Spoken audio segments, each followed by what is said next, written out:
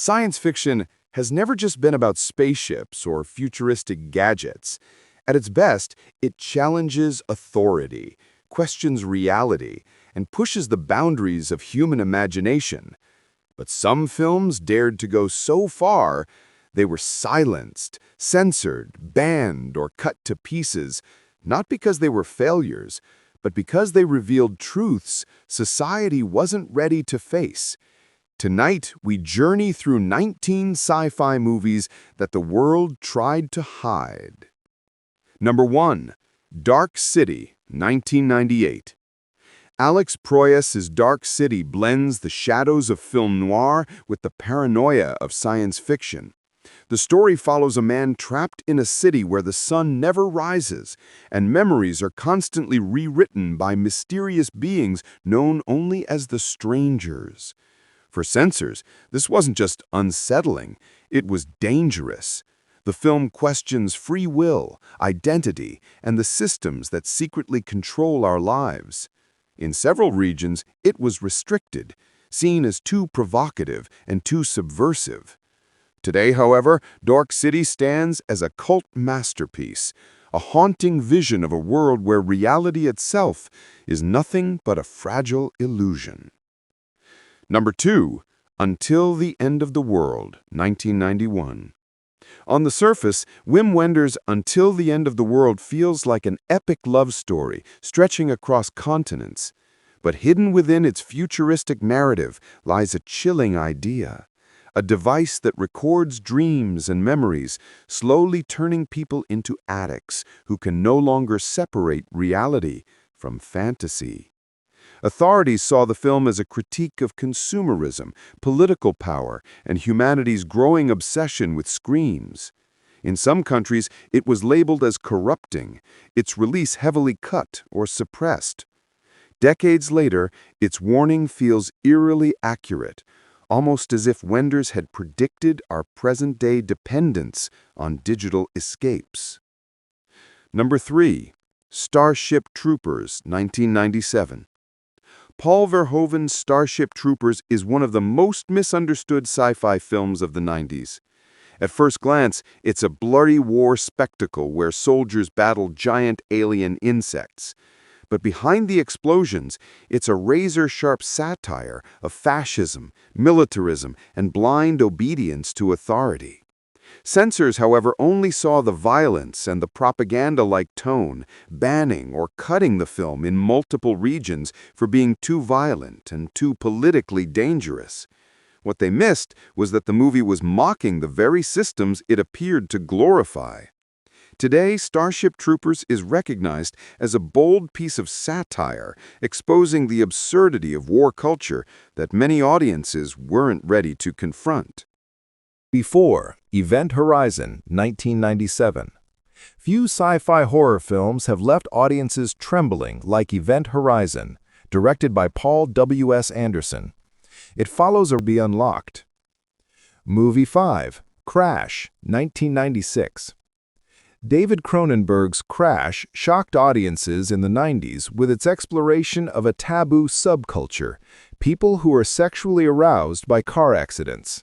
The film merges flesh, metal, and trauma in ways that horrified mainstream viewers. Upon release, critics demanded bans, labeling it perverse and dangerous. In some countries, entire regions refused screenings, while others insisted on censorship. Beneath its shocking imagery, Crash asks profound questions about technology, desire, and humanity's fascination with destruction, forcing viewers to confront uncomfortable truths about obsession and thrill. Movie 6, The Lawnmower Man, 1992. At first glance, Brett Leonard's The Lawnmower Man seems like a straightforward sci-fi thriller about virtual reality, but its story, about a man transformed into a godlike being through digital experiments, tapped into early 90s fears. Governments worried that VR could be a tool for mind control, while the film's blending of science, religion, and power sparked controversy. Some versions were banned or heavily edited, and even Stephen King demanded his name be removed from the project. Despite the backlash, The Lawnmower Man pushed virtual reality into mainstream conversation, leaving audiences both fascinated and terrified by its possibilities. Movie 7. Hardware, 1990. Richard Stanley's Hardware is a post-apocalyptic nightmare drenched in rust, dust, and blood. The story follows a scavenger who unknowingly brings home the remains of a deadly military robot, a machine built for one purpose: extermination. What starts as a tense sci-fi thriller quickly descends into relentless violence as the robot reassembles and hunts anyone in its path. At release, censors targeted the film for its graphic gore and unsettling sexual undertones. Some regions heavily cut it, others banned it outright. Beyond the horror, Hardware delivers a political edge, portraying a world destroyed by militarism and surveillance, a vision authorities didn't want audiences to see. Today, it's a cult classic, but in 1990, it was considered too brutal for mainstream screens. Movie 8. Screamers, 1995. Based on a story by Philip K. Dick, Screamers explores the chaos of war and the dangers of technology turning on its creators. The plot centers on self-replicating killing machines, weapons so advanced they evolve on their own, blurring the line between machine and human. Censors were unnerved not only by the film's intense violence, but by its stark message: human wars inevitably create monsters we cannot control. Some countries restricted screenings, calling it nihilistic, while others condemned the unflinching brutality. Though it was overshadowed by bigger sci-fi films of the 90s, Screamers remains a chilling reminder of how close humanity is to engineering its own destruction. Movie 9. Cube, 1997. Vincenzo Natali's Cube is a claustrophobic, psychologically disturbing sci-fi thriller. Strangers awaken trapped in a massive structure filled with deadly traps with no explanation of why or by whom. The horror lies not just in the lethal devices, but in the paranoia, mistrust, and psychological unraveling of the characters. The real danger may be human nature itself. Some censors found the violence excessive, while others were unsettled by its bleak message: life can be an inescapable trap. Over time, Cube has become a landmark in indie science fiction, a stripped-down nightmare that confronts audiences with isolation, fear, and the unknown. Movie 10. The Divide, 2011. Released later than most on this list, The Divide carries the same DNA of 90s sci-fi Paranoia. The story begins with a sudden nuclear blast, forcing a group of survivors to take refuge in the basement of an apartment building. What seems like a desperate fight for survival soon spirals into something far darker: paranoia, cruelty, and the breakdown of humanity itself. Confined together, fear and mistrust turn neighbors into adversaries, and morality begins to collapse under pressure. Censors in multiple countries objected to the film's disturbing violence, sexual assault themes, and grim portrayal of human degradation. Unlike a typical survival story, The Divide presents a bleak vision. The real monsters aren't radiation or soldiers, but humans themselves, turning on one another. For some, it was too brutal to watch. For others, it became a cult nightmare, unforgettable in its intensity. Movie 11. Tetsuo 2. Body Hammer, 1992. Japan's underground cinema has always tested boundaries, but Shinya Tsukamoto's Tetsuo 2. Body Hammer didn't just test them, it obliterated them. The film follows a man whose body mutates into a grotesque weapon whenever his rage escalates.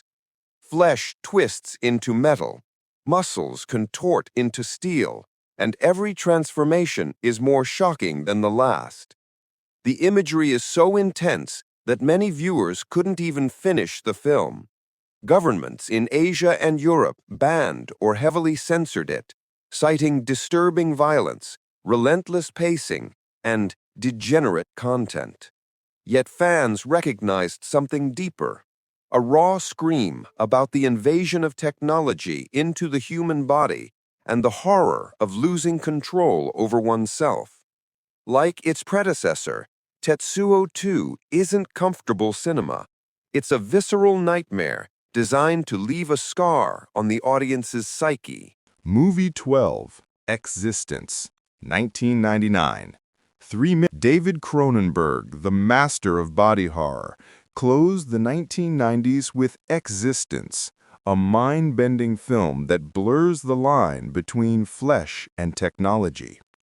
The story follows a group of gamers and designers who use biomechanical devices plugged directly into their spines to enter alternate realities that feel indistinguishable from real life. In these virtual worlds, identity, perception, and morality are twisted, and the boundaries between player and game dissolve. As characters navigate increasingly bizarre landscapes, Cronenberg explores themes of control, dependency, and the human desire to escape reality. Violence, sexuality, and psychological tension intertwine, creating moments that are both surreal and deeply unsettling.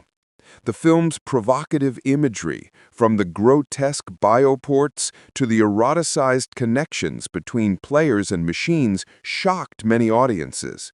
South Korea banned the film entirely, and in parts of the Middle East, it was never screened. But beyond the controversy, Existence asks haunting questions. What happens when technology can manipulate perception? How do we distinguish reality from illusion? Are we still in control, or are we part of the game? Cronenberg's vision is unsettling yet compelling, forcing viewers to confront the dangers of immersive technology and the fragility of human consciousness. Today, Existence is recognized not only as a landmark of sci-fi horror, but as a chilling prediction of a future where reality itself may no longer be trustworthy. Movie number 13, Johnny Mnemonic, 1995. Cyberpunk burst into the mainstream with Johnny Mnemonic, starring a young Keanu Reeves as a data courier carrying a digital hard drive implanted in his brain. At first glance, it's a flashy sci-fi action story. Neon-lit cityscapes, high-tech chases, and cybernetic assassins hunting their prey. But beneath the spectacle lies a sharp warning about corporate greed, digital control, and the ethical costs of a hyper-connected society. The film's world is dark and oppressive, dominated by corporations that manipulate information and control lives. Johnny's mission, transporting sensitive data across a city teeming with danger, highlights the fragile line between freedom and exploitation. China banned the movie outright, calling its portrayal of corrupt corporations and technological unrest politically dangerous. Other countries demanded cuts, particularly of violent sequences, cybernetic surgeries, and intense action scenes that seemed too extreme for mainstream audiences. Despite the criticism, Johnny Mnemonic feels increasingly prophetic today. Its depiction of underground data markets, surveillance capitalism, and the global struggle for information mirrors realities we face now. The film also explores themes of memory, identity, and the human cost of technological advancement, showing a world where even thoughts can be stolen or weaponized. What was once dismissed as over-the-top sci-fi now resonates as a chilling vision of a near future controlled by technology and greed. Johnny Mnemonic remains a cult classic, part action-adventure, part cautionary tale, reminding us that in a world driven by data, knowledge is power, and power is dangerous. Movie number 14, Natural Born Killers, 1994. Oliver Stone's Natural Born Killers exploded onto screens in the 1990s with a surreal, hyper-stylized vision of a media-obsessed America. The film follows Mickey and Mallory, two outlaw lovers who leave a trail of violence across the country.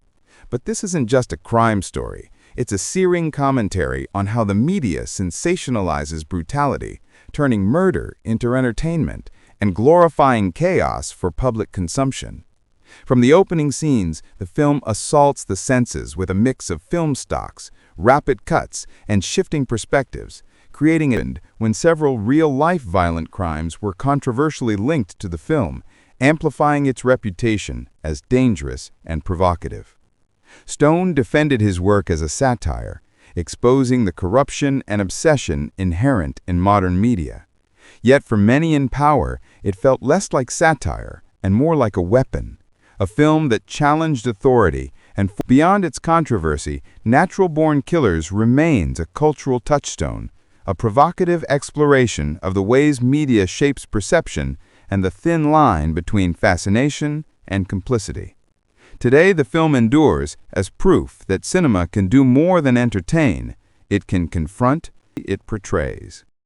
Movie number 15, Tank Girl, 1995. If Natural Born Killers was a sharp critique of media and violence, Tank Girl was pure chaos. An anarchic, punk-fueled scream of rebellion set in a dystopian sci-fi world. Based on the cult British comic, the film stars Lori Petty as a fearless, tank-driving outlaw who battles an evil, corporate-controlled wasteland. From the very first scene, Tank Girl assaults the senses with its wild visuals, mutant kangaroos, outrageous costumes, psychedelic landscapes, and a blaring rock soundtrack that refuses to let the audience sit still. The film's energy is unrelenting. Every sequence pushes boundaries, blending slapstick humor, feminist satire, and over-the-top action. Petty's character is unapologetically rebellious, challenging authority at every turn, while leading a ragtag group of misfits in their anarchic struggle. The sheer audacity of the film, its sexual humor, gender-bending style, and anarchist tone shocked censors worldwide. Southeast Asia banned it outright, while parts of the Middle East demanded heavy edits to tone down the chaos. Yet, rather than diminishing its impact, the censorship only fueled Tank Girl's growing cult reputation. Beyond the controversies, the film stands as a celebration of fearless creativity. It doesn't seek polish, mainstream appeal, or subtlety. Every frame screams individuality and defiance, a cinematic manifesto that revels in breaking norms and laughing in the face of convention. Tank Girl is an unapologetic punk classic, wild, loud, and chaotic, and its enduring cult status proves that sometimes cinema's power lies in its ability to shock, subvert, and challenge the status quo. Movie number 16, The City of Lost Children, 1995. French filmmakers Jean-Pierre Jeunet and Marc Caro brought audiences into one of the most haunting cinematic worlds ever imagined, the City of Lost Children. This was not just a movie, it was a fever dream. Set in a shadowy steampunk universe, the story follows a deranged scientist who kidnaps innocent children, not to harm them physically, but to steal something far more intimate, their dreams. Every frame is drenched in atmosphere, rusted machinery, thick fog, twisted gears, and faces filled with sorrow. It's a world where fantasy collides with nightmare, and innocence is trapped inside machines built for madness. For audiences, this bizarre vision was breathtakingly original, but for censors, it was deeply unsettling. In Malaysia, the film was banned outright. Authorities claimed that its dark fantasy themes were too disturbing, too unfit for the public eye. And perhaps they weren't entirely wrong. Scenes of children locked inside nightmarish contraptions, experiments that led to grotesque mutations, and the overall tone of despair pushed the film into forbidden territory. It wasn't the kind of fairy tale you could escape from easily. It was one that clung to your mind long after the credits rolled. Yet for cinephiles and lovers of bold cinema, this was exactly what made it unforgettable. Number 17, Strange Days, 1995. A film that felt less like science fiction and more like a prophecy. Set on the eve of the new millennium, It follows a black market dealer who trades in something more dangerous than drugs or weapons: memories. Using futuristic technology, people could experience moments recorded directly from another person's brain. Desire, corruption, brutality, every emotion and sensation, raw and unfiltered. But that rawness came at a cost. For many audiences, it was shocking. For censors, it was unacceptable. Across Asia and parts of Europe, Strange Days was banned outright, branded as socially destabilizing. And even in countries where it did screen, heavy edits were forced, especially a disturbing assault sequence filmed entirely from the victim's perspective. Bigelow's intent was clear: to expose police violence, media obsession, and the dangers of immersive technology. She wanted audiences to confront uncomfortable truths about power and exploitation. But governments saw something else: not a warning, but a threat. A film too provocative, too dangerous to be freely shown. Decades later, Strange Days feels eerily accurate. From digital surveillance to the chaos of social unrest, its warnings resonate louder than ever. It wasn't just science fiction. It was a glimpse into the future. A future. Movie number 18, Tetsuo, the Iron Man. When it reached global audiences in the early 1990s, it shocked the world. Filmed in stark black and white, the movie tells the story of a man whose body begins to fuse with cold, unyielding machinery. What follows is a relentless storm of violence, sexuality, and the deafening roar of industrial noise. But Tetsuo wasn't banned for a single shocking scene. Instead, it was its total sensory assault that terrified censors. Across several countries, the film was either cut to pieces or banned entirely. Some authorities admitted it wasn't even the content they feared. It was how unsafe the entire film felt.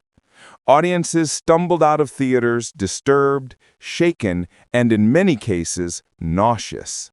This was not passive entertainment. It was an attack on the senses. And yet, for lovers of underground cinema, that's exactly what made Tetsuo unforgettable. It didn't simply blur the line between man and machine, it tore that line apart, leaving only chaos and metal.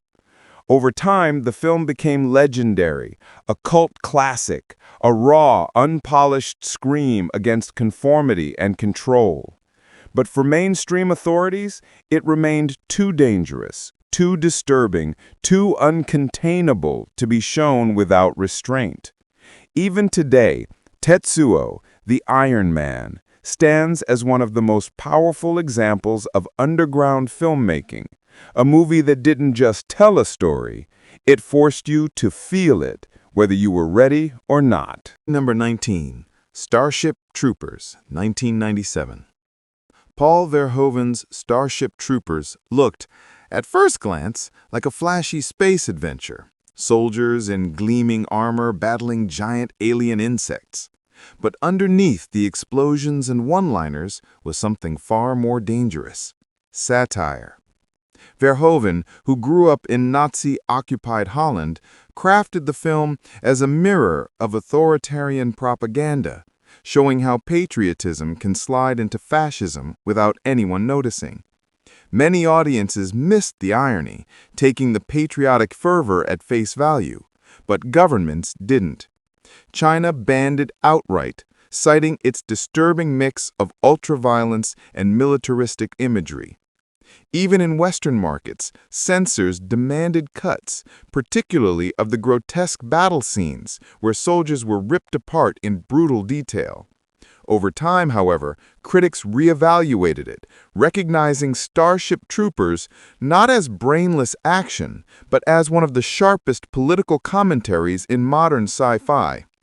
Ironically, by trying to silence it, the authorities only proved its point, that power fears nothing more than its own reflection.